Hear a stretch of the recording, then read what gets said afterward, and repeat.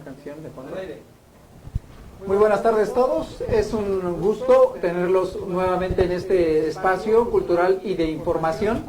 El día de hoy tenemos en nuestro programa Primero en Derecho, que se transmite por NTV Noticias, televisión por internet, la presencia del maestro Arturo Calva, a quien le damos la bienvenida. Maestro, bienvenido. Muy buenas tardes a todo este gran auditorio que nos sigue. Fíjense que es un gusto tenerlo nuevamente en el estudio al maestro Calva, precisamente porque es una de las personas luchadoras sociales que diariamente comparece a tribunales, a juzgados, ministerios públicos, a diferentes dependencias, a pelear por ese respeto a los derechos humanos y un poco más preciso a las personas que se encuentran en una situación de reclusión, a las personas privadas de su libertad. ¿Es así, maestro? Así es, por fortuna tenemos pues al alcance muchas necesidades y poca competencia. Fíjense, amables seguidores, que en la actualidad todos nosotros sabemos que existe un grave problema en nuestra sociedad, que es la distribución, la venta de estupefacientes, de drogas. Esta situación ha generado pues un gran acumulación de personas en los reclusorios, ya sea que son iniciados, se les inicia una carpeta por su consumo, por su distribución, por la venta de drogas, de tal suerte que nosotros hemos estado pendientes de ello y queremos hablar el día de hoy respecto a una ley de amnistía, que está dirigida precisamente a todos esos internos que cumplen ciertos requisitos y que el gobierno puede ofrecerles esa oportunidad de obtener su libertad a través de la amnistía. ¿Es así, maestro? Pues sí, es una ley de 8 artículos, es una ley que pues no podemos decir contemple, abarque o considere una situación nacional.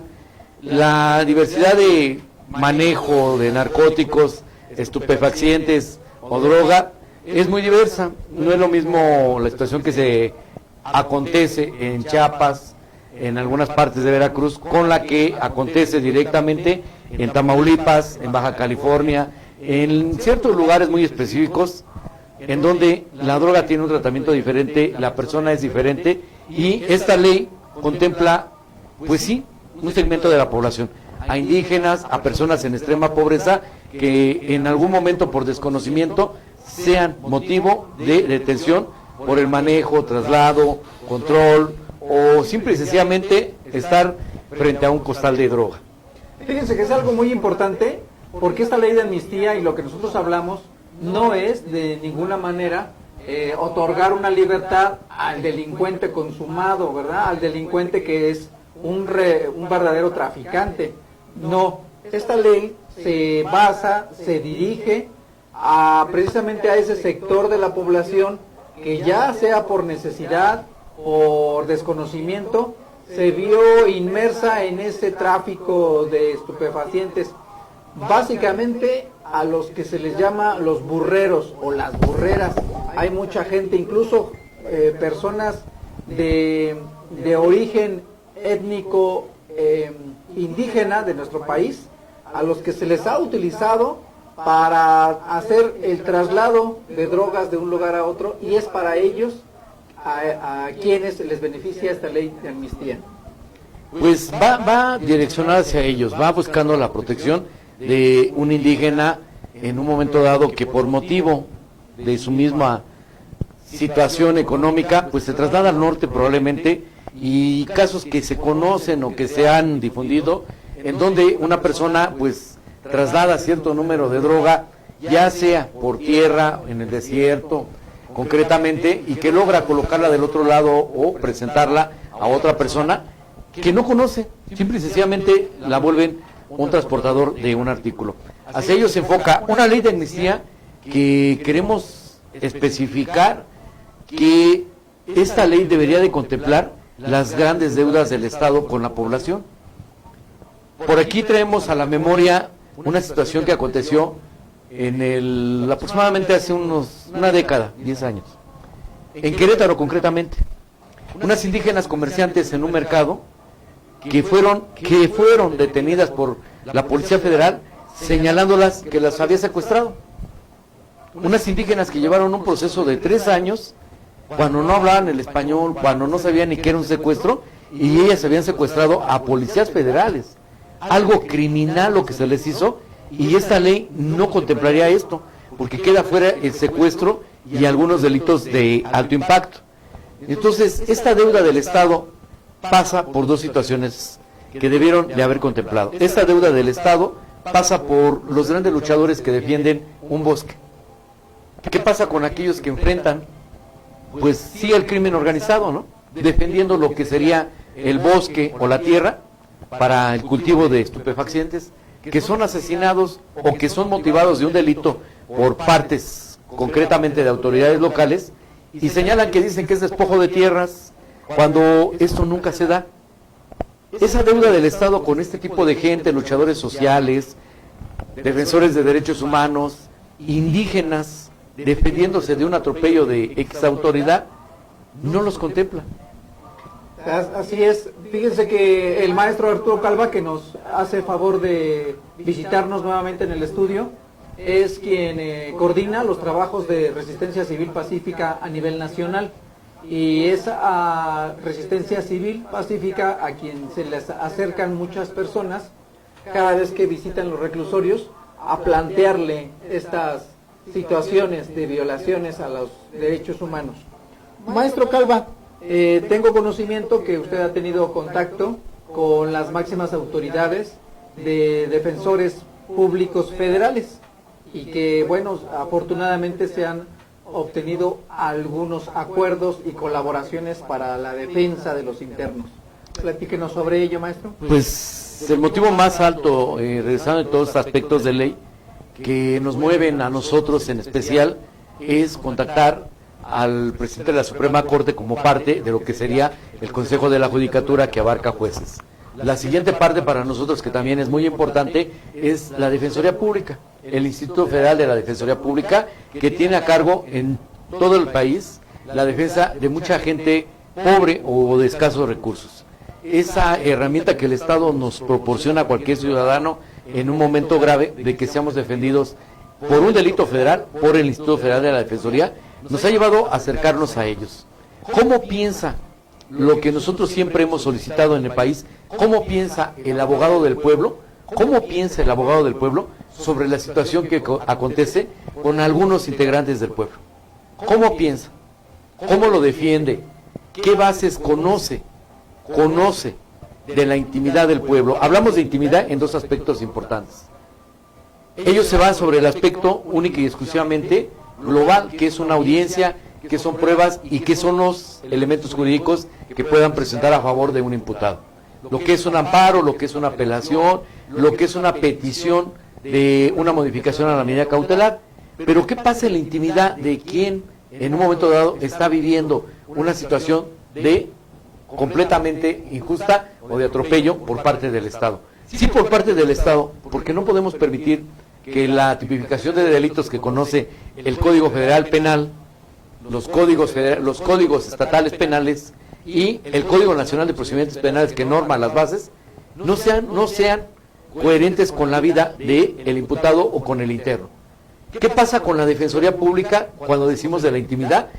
Que tiene que conocer en primera instancia que la persona que defiende es padre de familia, que esa persona tenía un trabajo probablemente de mucho tiempo atrás o de muchos años o con antigüedad, que fortalecía el hecho de que conociera su actividad, que no es delincuencial. ¿Qué ocurre cuando esta persona probablemente, en muchos de los casos, porque así lo estamos probando, hable una lengua madre, y que su verdadera necesidad es llegar y a lo mejor lavar coches, se ve envuelto en un robo de vehículos donde él no sabe ni manejar, donde el defensor público lo único que conoce es la imputación de la causa: se robó una patrulla de la Policía Federal, cuando el señor no sabe manejar. ¿Qué es la intimidad del imputado? Primero, que su necesidad es de trabajo, es de vida, que él acude a un lugar a hacer una actividad laboral comprendida con estas acciones, que él no tiene nunca y no tiene una licencia de conducir y nunca ha conducido un vehículo, y que de él dependen una familia o una familia, hasta los padres.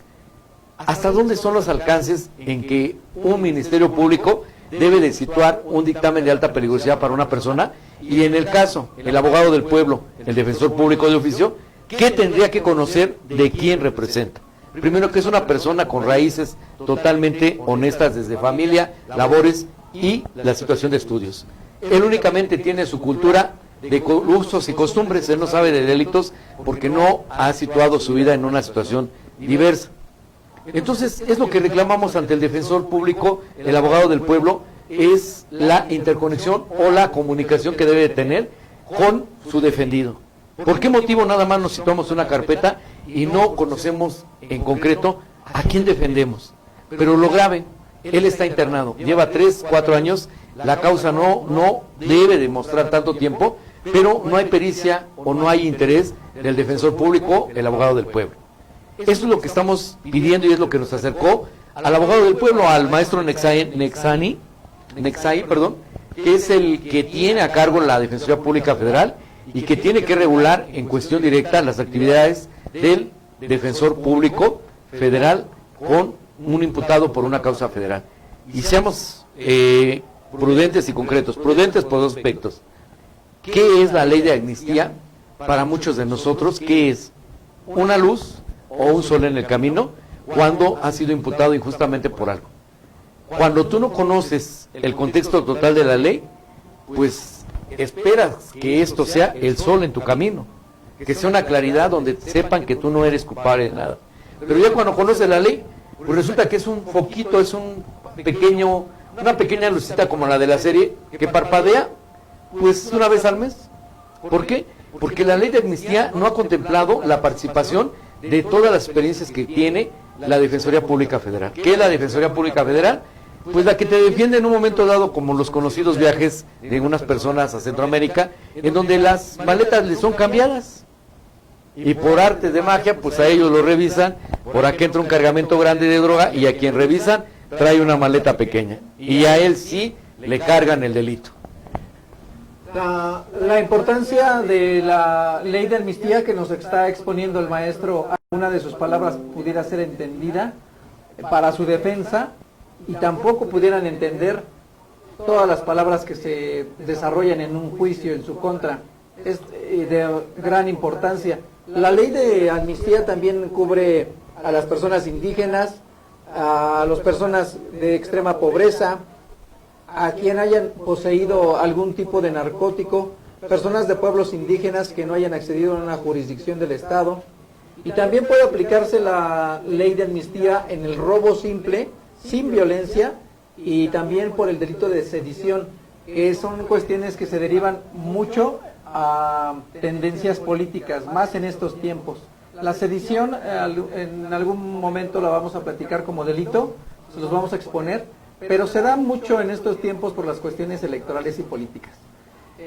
Nos da mucho gusto, maestro, que esté en este estudio y más que esté realizando esos vínculos, esos canales, esos puentes con las autoridades, por ejemplo, el defensor de los derechos de los procesados a nivel federal.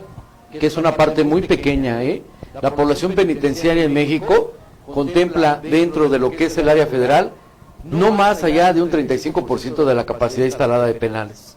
Pero la que habla de mucho problema y mucha gravedad es el fuero común, en donde la capacidad instalada de cualquier penal llega a ser rebasada hasta por el 500% de su capacidad.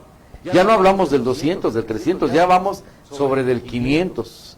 Algo completamente que sí favorece a la aplicación de la ley de amnistía por el simple hecho de la voracidad de muchos estados o muchos gobiernos o malos gobiernos que dicen hay aplicación de dinero federal para combate al crimen, en el caso al crimen doloso, a la situación de paz en el país, y ellos hacen uso pero completamente irracional de ese dinero para uso personal y muestran, como dicen siempre, hoy nos hace falta una un culpable. Ya tenemos muchos delitos, quiero culpables. Y el Estado de México, en voz de Ulises Cárdenas, nuevamente repetimos, sigue como servidor público. El cargo es director general en la Fiscalía General de Justicia, director general jurídico de la Fiscalía General de Justicia en el Estado de México. Él dijo, a mí no me interesa si tiene o no delito. Yo quiero de 10 que detengan, 8 sentenciados. Esos son los actos que debe de sancionar la ley de amnistía. Esos son los hechos que debemos de estar inmersos o viendo en las leyes de amnistía del Estado de México. ¿Qué es en sí, en todo el contexto del Estado de México, dentro del índice que se maneja de residencia o de incidencia en penales? Pues mucha gente joven que no tiene antecedentes penales, que va en primera ocasión con una sentencia hasta de 20 años. Y como dicen ellos, ahí está la pistola y mátate tú solo, señálate culpable en un juicio abreviado y en lugar de darte los 20 te damos 12 años. Estamos platicando con el maestro Arturo Calva, una persona que es pilar importante del Movimiento Nacional Resistencia Civil Pacífica. Maestro, ¿cuál es la opinión que usted guarda? Porque en México desafortunadamente se castiga la pobreza. En México no se castiga al delincuente. Vemos a expresidentes de la República pues caminando por Dublín con millones y millones y millones infinitamente sin medida de, por ejemplo, de las partidas secretas. Pero en contraste vemos a un ciudadano común y corriente que ha sido condenado a tantos años de prisión. En México, maestro, le pregunto, ¿se castiga la pobreza y no el delito? Se castiga y está probado, se castiga la pobreza, el delito nunca se ha contemplado actualmente en la justicia mexicana. La burla más alta que tenemos para el Poder Judicial, para la Fiscalía General de la República, para el mismo Poder Ejecutivo es Lozoya Austin. Lozoya Austin es un solo nombre en el cual México ha invertido dinero, recursos hombre, horas hombre y la imagen internacional. Lozoya Austin viene procedido de un juicio de extradición en donde evidentemente estaba evadiendo la autoridad o la justicia. Llega a México y se declara médicamente o clínicamente con un pequeño porcentaje de que nosotros no tenemos la culpa. Él dice, yo presento anemia y con eso ya tengo un problema muy grande, me puedo morir. Pues resulta que en Oaxaca, Veracruz, Guerrero, la característica principal de cualquier ciudadano es la anemia. Así es. Y por la anemia nunca ha invertido un solo peso el Estado mexicano para darle atención médica como se le dio a Lozoya Austin. Lo más grave, las grandes barras de abogados, colegios de abogados, no se han hecho presentes en señalar la medida precautoria que le están otorgando. No debe de ser esa, debe de ser una prisión preventiva oficiosa, porque viene precedida de evadir la justicia, porque el delito es de alto impacto y es muy grave, se tiene que sancionar. Pues bueno, nadie se ha pronunciado. Nosotros hemos denunciado penalmente en la Fiscalía que se investigue el procedimiento que se estableció para poder establecerle una medida cautelar de no prisión preventiva oficiosa, sino de libertad con firmas, en el sentido de que el delito es de alto impacto, él viene precedido de un juicio de extradición y nosotros prevemos qué ocurriría en México cuando el presidente de la República actual sea en un momento dado manejado por algún delito. ¿Qué pasaría? ¿A él sí le aplicarían la prisión preventiva oficiosa o le aplicarían la situación de Lozoya Austin? ¿Qué pasaría en un juicio de extradición en el siguiente sexenio? ¿Se darían o lo rechazaría como en el caso de España? Llegas a un juicio, me presentas un delito, me señalas la urgencia de la justicia y te lo llevas a un hospital de 5 estrellas, le das su libertad, no le manejas ningún impacto, pero a mí me hiciste llevar un juicio de extradición. Eso es lo grave. Nosotros presentamos denuncia.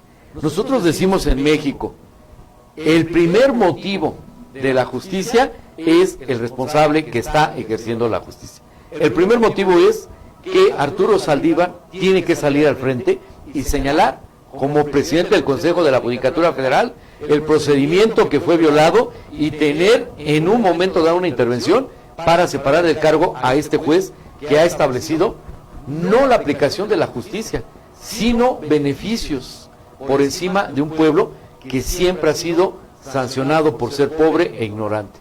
Esa es la claridad, nosotros no la estamos dando, nosotros simplemente somos los ojos que vemos todo lo que hacen en contra de la pobreza y en contra de nosotros que somos los pobres. Una de las mejores opiniones y más importante es la de usted, a través de sus comentarios y a través de sus mensajes. El día de hoy estamos platicando con el maestro Arturo Calva, dirigente nacional de Resistencia Civil Pacífica. Y bueno, el tema es la ley de amnistía, y hace un momento considerábamos los contrastes tan grandes que existe al poder enjuiciar a un expresidente, un exsecretario de Estado, a una persona de una comunidad, por ejemplo, de una comunidad indígena, que son diferencias abismales, y que poco a poco es la intención de este programa, de este mensaje, de las participaciones del maestro Arturo Calva, de su servidor, es la intención que vaya desapareciendo esas diferencias abismales, porque eso también es democracia, y eso también es pues acceder al derecho, ¿verdad?, de protección de la justicia.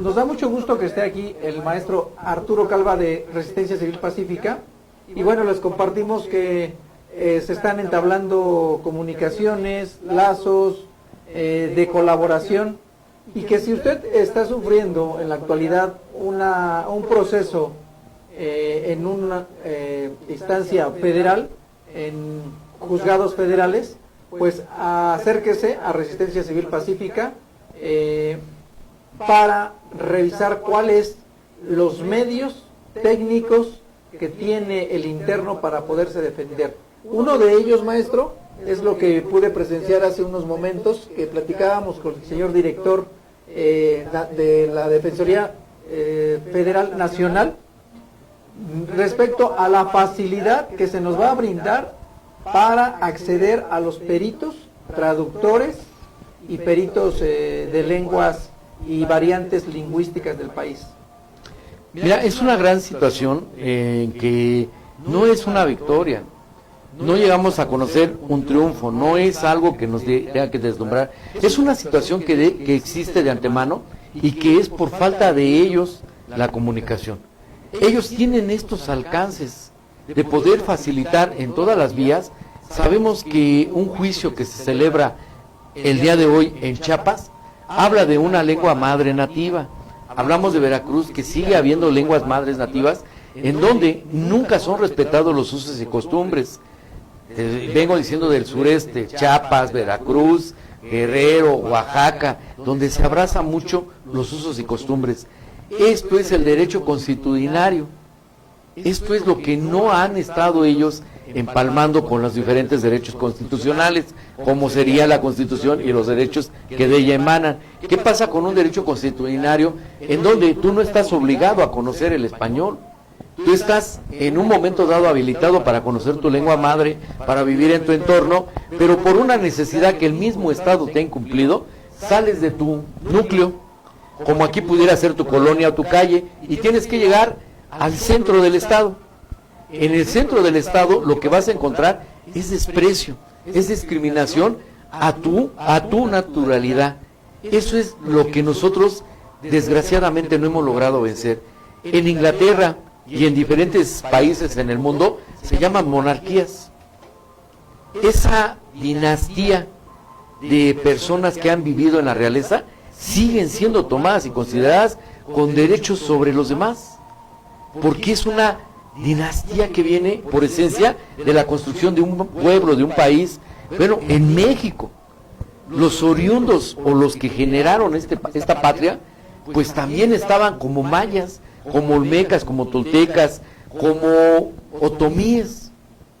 Era una selección de sangre pura que debió de haber sido reconocida en la actualidad y dejarle su parte que les corresponde, que es su lugar de origen, sus actividades, como hoy el rey Juan Carlos, que ahí se manejan otras cosas, pero que se le respeta por dinastía, por ser de una sangre diferente, dicen ellos, por el hecho de ser los precursores de un país. Hoy eso no se le respeta a una persona indígena. Hoy un joven que alcanza salir de un lugar o de una etnia de este tipo es estigmatizado, es vulnerado en todos sus derechos por el mismo Estado, porque el Estado no le reconoce su origen. Y el que nosotros hablemos hoy de indígenas y cuestiones de oriundos o naturalidad, es hablar de reinados, es hablar de príncipes, es hablar de pueblos con cultura, de pueblos que no conocieron en su momento el narcotráfico, la corrupción y que no conocieron la discriminación.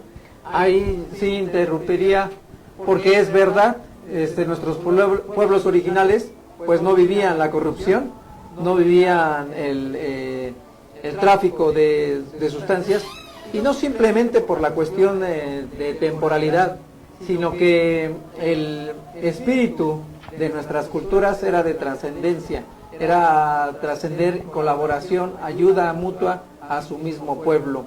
Fíjense hasta dónde hemos llegado después de haber empezado con la ley de amnistía. Es un tema realmente muy importante.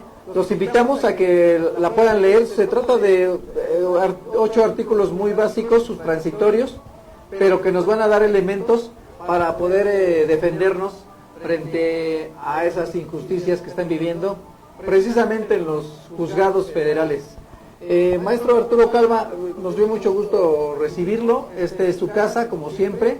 ¿Tiene redes sociales donde lo puedan localizar, maestro? Muchas gracias, sí, tenemos las redes sociales, es Resistencia Civil Pacífica en Nezahualcóyotl, José Arturo Calva en redes sociales, YouTube, ahí me pueden localizar, ahí alojamos información, estamos necesitados, muchos, hasta yo también lo estoy, de información digna y correcta. Hoy hablábamos al inicio de la interrelación, hoy conferencias a través de la internet o de la distancia están favoreciendo a las acciones, pero toda la República Mexicana. Entonces, esto es lo que tenemos que trasladarles, ahí nos pueden localizar, son los medios más usados actualmente por la sociedad, entre jóvenes y entre adultos. Vamos a continuar platicando con el maestro Arturo Calva de Resistencia Civil Pacífica, y en un momento que regresemos del corte, quisiera que nos platicara, maestro, respecto a la lista de internos que se ha ingresado a la Defensoría Pública Federal. Vamos a un corte. Muy buenas tardes a todos, somos Taquería Mendoza, La Perdición, y los esperamos.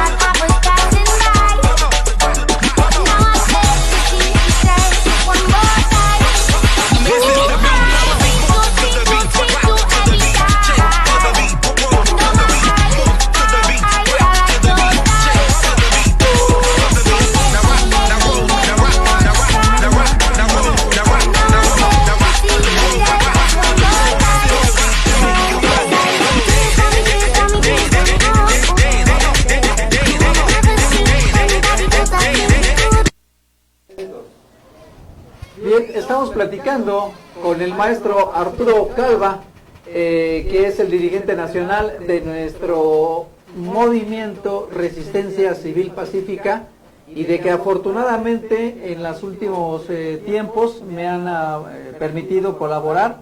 He tenido la oportunidad de palpar de manera directa esta actividad que está realizando el maestro Arturo Calva a través de Resistencia Civil Pacífica, ejerciendo mis conocimientos como licenciado en Derecho en diferentes juzgados y tribunales.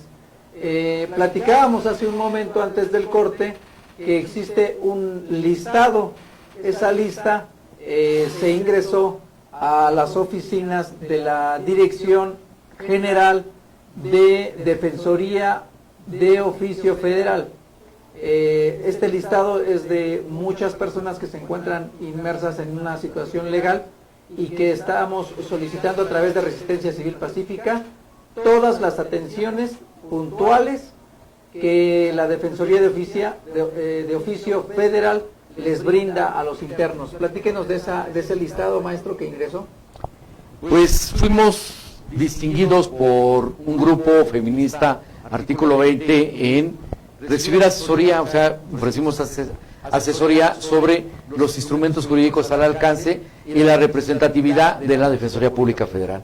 A través de ella se hizo llegar a la Defensoría Pública Federal 65 casos de internas, en todo momento se habla de mujeres, en donde se está pidiendo en algunos, para concluir una causa que lleva 2 años, en donde no hay elementos de probanza, la prueba de Estambul. Una prueba de Estambul que no debería tardar, que debería ser muy dinámico el proceso. ¿Por qué? Porque eso habla de una terminación.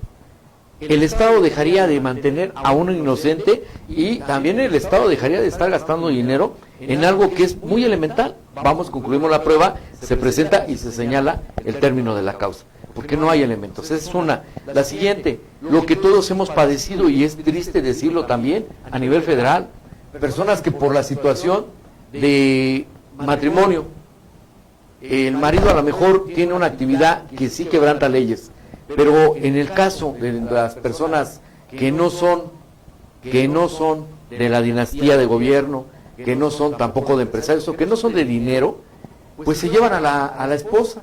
A la esposa la ingresan, le establecen el mismo delito, no le dan garantía de nada a sus pruebas y demeritan las pruebas.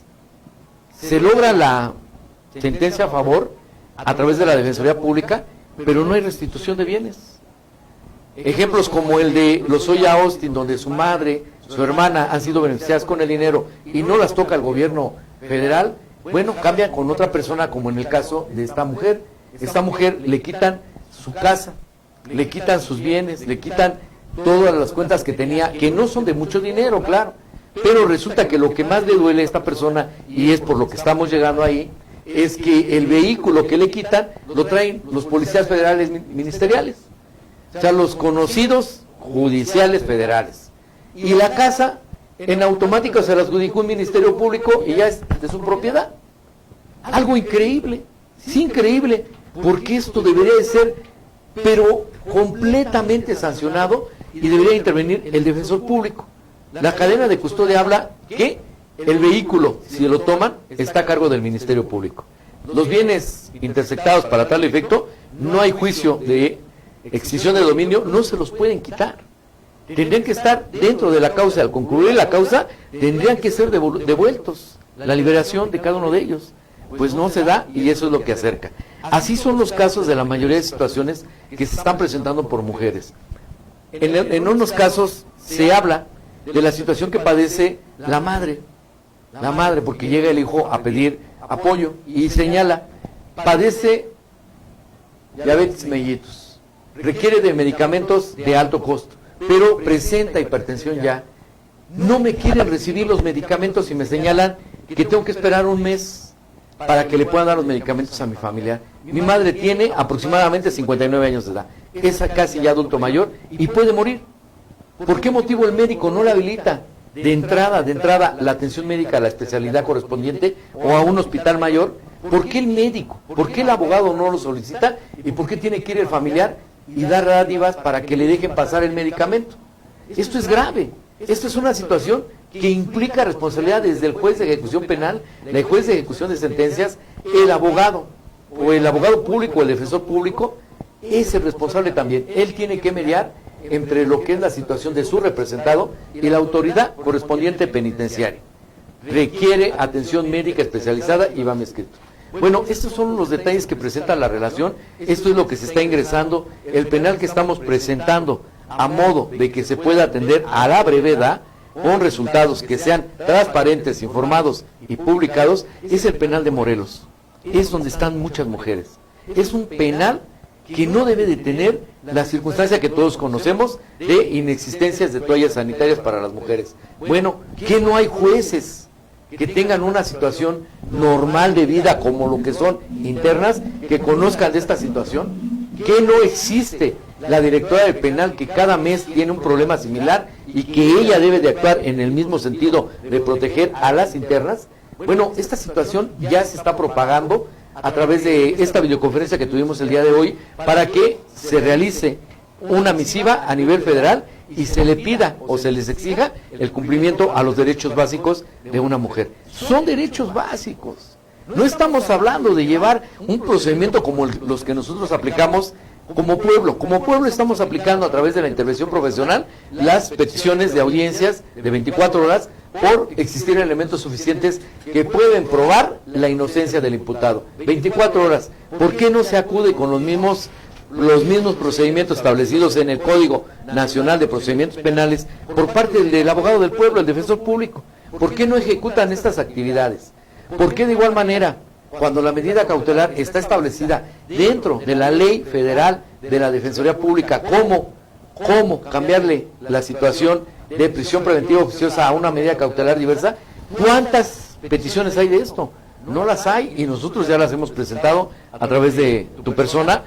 Eso es lo que nosotros podemos mostrar ahorita como un gran avance, si lo señalamos, gran avance, no triunfo, para lo que es toda la población penitenciaria a nivel nacional. Se habla con el abogado del pueblo a nivel federal. Él tiene, y es la próxima reunión que vamos a tener, tiene ya encomienda de parte nuestra, pueblo o sociedad, que se lleve a cabo una misiva a lo que son todas las defensorías públicas estatales y se concentren para que establezcan en un momento dado, como lo señalamos en el caso de Morelos, toallas sanitarias, como establecimos medidas humanitarias que entran por la ley de amnistía, probablemente señaló 100 casos. Personas como lo que estamos comentando por la ley de amnistía, el delito en el caso no contempla el delito que esta persona padezca diabetes mellitus. Si se pueden buscar las aristas, se están presentando paquetes que en la vía federal ya están teniendo resultados. La ansiosa libertad de una persona que probablemente ya no va a vivir. La enfermedad que presenta va en término ya, está en fase terminal. Los últimos días, que pudiera ser meses, probablemente no años, va a ser junto con su familia. Es una situación que tanto el Estado como a la familia les favorece. El Estado no invierte en medicamentos, no invierte en infraestructura médica dentro de penales, pero también la persona o el imputado pues ya está en un lugar junto a su familia en donde a lo mejor el medicamento no lo va a tener, pero lo que es el medicamento sentimental lo puede mantener un poco más tranquilo. La calidad de vida que se le puede brindar por el Estado va a ser muy alta si se dan estos casos. Esos son los avances que estamos ahorita comentando por la participación también del licenciado Romero, junto con la Defensoría Pública Federal, que en 2 meses tendríamos como resultado que se nos señale oficialmente el día donde va a haber una reunión nacional de defensorías y los acuerdos que se emanen se tienen que cumplir. Es para la sociedad mexicana, es para el pueblo de México, es el abogado del pueblo y los abogados del pueblo en los estados que tienen que ver por el pueblo. Son sus abogados, tienen que abogar por el pueblo. Son los alcances. De ahí en el caso del Consejo de la Judicatura, la Suprema Corte de Justicia, representada también en el Consejo de la Judicatura, para agilizar en todo momento lo que la ley contra la tortura establece. El trato inhumano ya no lo queremos en penales. Bueno, vamos a ver que la juez de ejecución penal cumpla con el juez de control y la juez de ejecución de sentencias en las visitas a los internos y determinen si el día de hoy llegaron y lo vieron golpeado, inmediatamente una denuncia, una queja, a que intervenga el defensor público y señale la denuncia por él en el caso de la tortura. Esa es la participación del Consejo de la Judicatura que estamos alcanzando. El último comentario, en esto participan todos, participa el Poder Ejecutivo, que ya lo estamos señalando, a través de la Secretaría de Gobernación, con un análisis a los casos de cada expediente y una determinación al indebido proceso por parte de la Secretaría de Gobernación.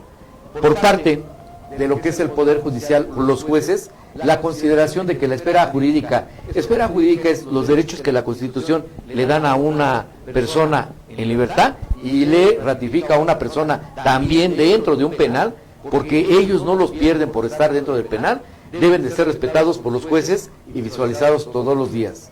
Todos los días. Esa es la participación del Poder Judicial. ¿Cuál es el último que falta? Que ya estamos hablando del Poder Ejecutivo, del Poder Judicial, el Poder Legislativo, que ya tiene a la mano en el Estado de México una ley de amnistía que tendría que contemplar una consulta a familiares de internos, porque a ellos va dirigida la ley, no va dirigida en forma abierta, por decir, a un locatario, va dirigida a quienes van a tener que hacer uso de esa ley de amnistía. ¿Quiénes hacen uso de esa ley de amnistía? Concretamente los internos en un penal y los familiares de ellos fuera de. A ellos se les debe de orientar, a ellos se les debe de dar una apertura más de derechos y establecerlos. Ahí pronto estaremos en el Congreso, que va a cambiar para el año 21, el Congreso del Estado de México, pero la Cámara de Diputados tendría que emanar un acuerdo para que abajo se tomen provisiones del mismo. Pues nos da mucho gusto haber recibido nuevamente la visita del maestro Arturo Calva y bueno, les comparto que es un gusto también acompañarlo en sus actividades.